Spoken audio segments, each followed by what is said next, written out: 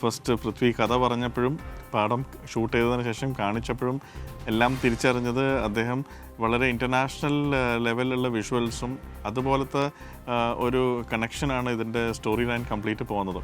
അപ്പോൾ അതുപോലത്തെ വിഷ്വൽസ് വരുന്ന സമയത്ത് അദ്ദേഹത്തിന് നമ്മുടെ നാട്ടിൽ സാധാരണ കണ്ടംപററി ആയിട്ട് കേൾക്കുന്ന മാസ് മസാല ടൈപ്പ് ചിലപ്പോൾ ഷുവർ ഷോട്ട് ആയേക്കാം, പക്ഷേ അങ്ങനത്തെ ട്രീറ്റ്മെൻ്റ് അല്ല അദ്ദേഹം ആഗ്രഹിക്കുന്നത്.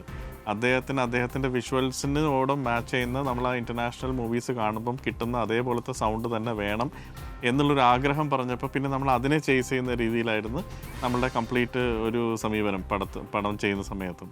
അപ്പോൾ അത് ഒരു അളവ് വരെ അദ്ദേഹം വളരെ ഹാപ്പിയാണ്. പുള്ളി വളരെ ഇൻഫാക്റ്റ് ആഗ്രഹിച്ചതിനേലും കൂടുതൽ അതുപോലത്തെ സൗണ്ട് കിട്ടി എന്ന് പറഞ്ഞ് മാത്രമല്ല അതിൻ്റെ കംപ്ലീറ്റ് നമുക്ക് സപ്പോർട്ട് ആൻ്റണി ചേട്ടനെ പോലത്തെ ഒരു പ്രൊഡ്യൂസറും കൂടി ആയതുകൊണ്ട് ഈക്വലി പാഷനേറ്റ് ആയിട്ട് പൃഥ്വി എന്താഗ്രഹിക്കുന്നോ അത് അന്ന് കൺട്രീസിൽ പോയിട്ട് റെക്കോർഡ് ചെയ്യാനുള്ള എല്ലാ ഫെസിലിറ്റീസും ചെയ്തു തന്നു.